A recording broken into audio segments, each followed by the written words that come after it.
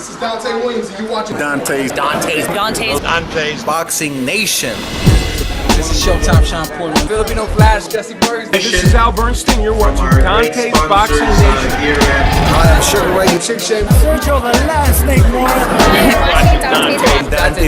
Dante's Boxing Nation. Boom, boom, boom, boom. Yo, this is Deontay the Bronze Bomber Wilder. My name is GOLOVKIN. And you're watching Dante's Boxing Nation.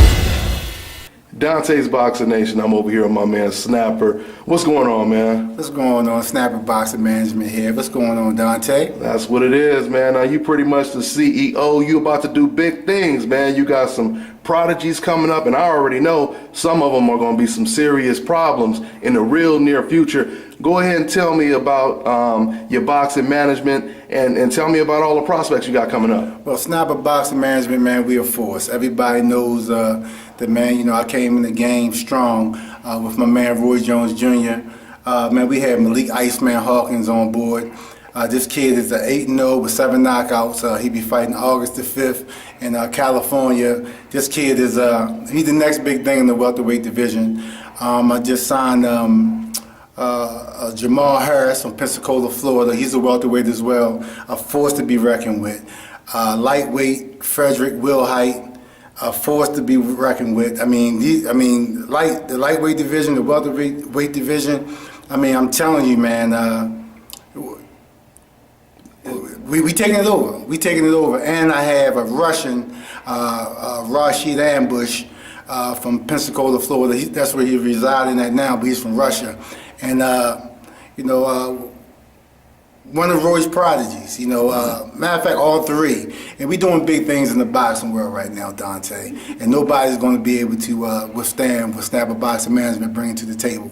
2016 on out.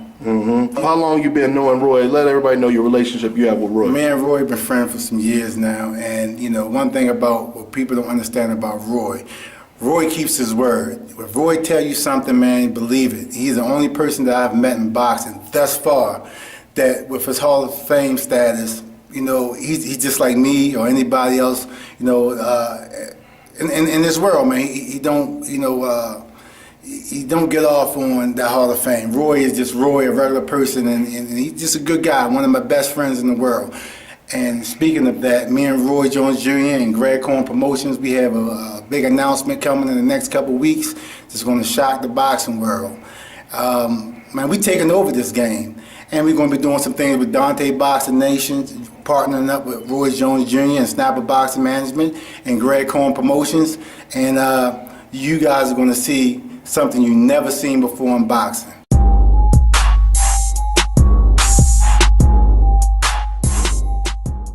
Now, Malik Hawkins, you know, he done came up with Gervonta Davis. They grew up together. He one of the hottest prodigies out there.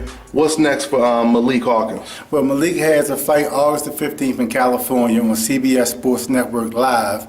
And 2 weeks after that, August the 19th, he's right back live on CBS Sports Network.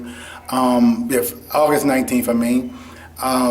Right back at it. I mean, the kid is a star.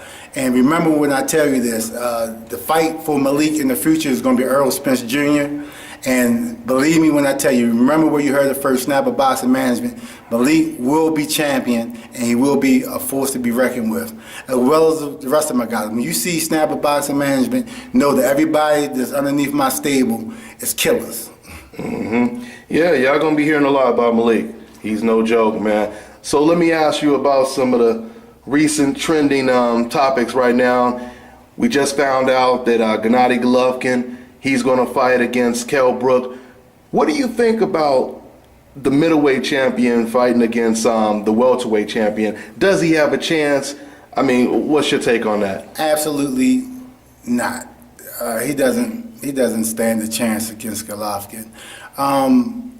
They make weight classes for weight divisions for a reason. And I'm gonna say this, you know, these guys be so desperate to, I can't say the money to prove a point. You know, they'll go out their character and go out their weight divisions just to prove a point. And I think it discredits their, you know, themselves from being truly who they are in their weight division. So and at the end of the day, I think he has no chance. No chance at all? No chance at all. And why do you think, because I'm going to ask Roy about this, but it was funny because I asked your boy Roy right after Golovkin had knocked out Dominic Wade. Was it Dominic Wade? Yeah, Wade. Yeah, okay. I mean, I just spoke to Dominic today too. Yeah. Right after he knocked out Dominic Wade, we asked him what's next for Golovkin. And he said it's going to be Canelo. You know, he's going to fight Canelo, and that didn't happen. Now Canelo, who said he wanted to fight Golovkin after he beat Amir Khan, now he's fighting Liam Smith, and he vacated his belt and gave his belt to Golovkin. What's your take on that? Why do you think he decided not to fight Gennady Golovkin? Because Canelo has nothing to prove. Neither does Golovkin. I feel as though that what I just said about weight classes and weight divisions, stay where you at. Stay where you're most comfortable. Because at the end of the day, going up in weight to fight him isn't going to make Canelo or break him. I honestly believe that he should stay away. I think he did the right thing. And when the time is right and he feels as though that he want to take that payday, because that's the only thing it would be for, then I understand why he would take it. But right now he doesn't. They don't need each other. You don't think so? No, I don't think so. And my only thing, Snapper, is I don't see why he would actually call him out after the Khan fight and say, I'll fight him now, and, us Mexicans ain't scared of nothing. My whole thing is, if you're going to fight at 154, just tell people that's the weight I want to fight at, or 155, and just clean up that division. You know what I'm saying? Well, at the end of the day, Golden Boy is Golden Boy for a reason. And they're going to protect their Manny Pacquiao. Yeah. And to them, it makes more sense for him to go out, go and clean the division that he's in, and go up and take a chance. And they know he may lose. Mm-hmm. The good big guy always beat the better, the little guy. The good little guy. So I mean, that's at least history. 9 times out of 10.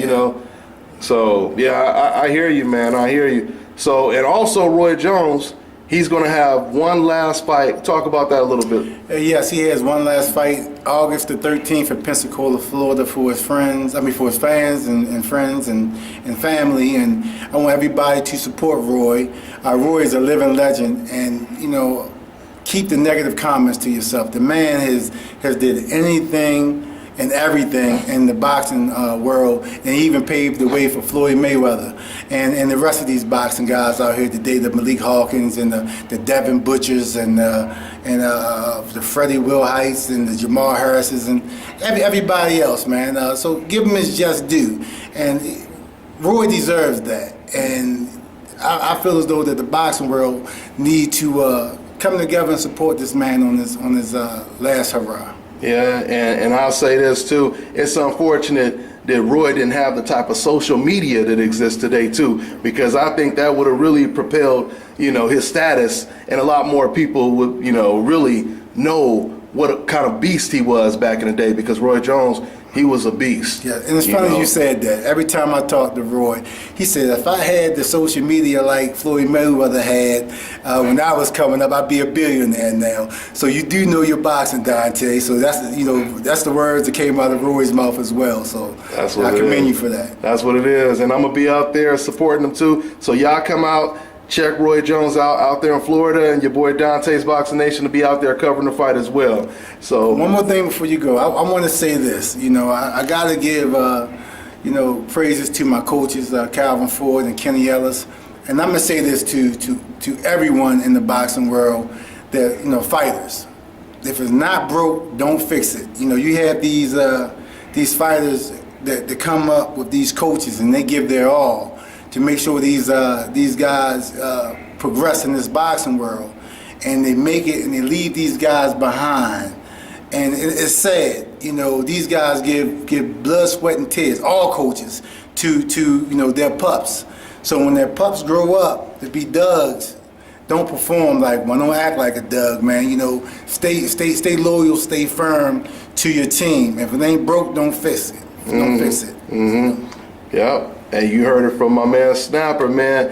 Anything else you want to say? Anything else on your mind, man? Only thing I want to say is you're watching the best boxing guy in the business, Dante Boxing Nation, and we're going to be doing big things with Dante in boxing, Roy Jones Jr. and Greg Cohen Promotion, and I'm telling you, we have a big announcement. And I'm stuttering a little bit because I'm so excited about what I have to come for the boxing world. I'm here to bring boxing back. Everybody knows me, know my accomplishments I made in a short period of time, being on the out front of boxing, not behind the scenes like I was before.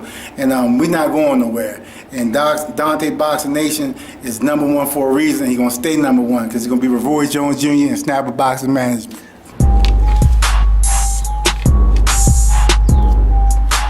Love that.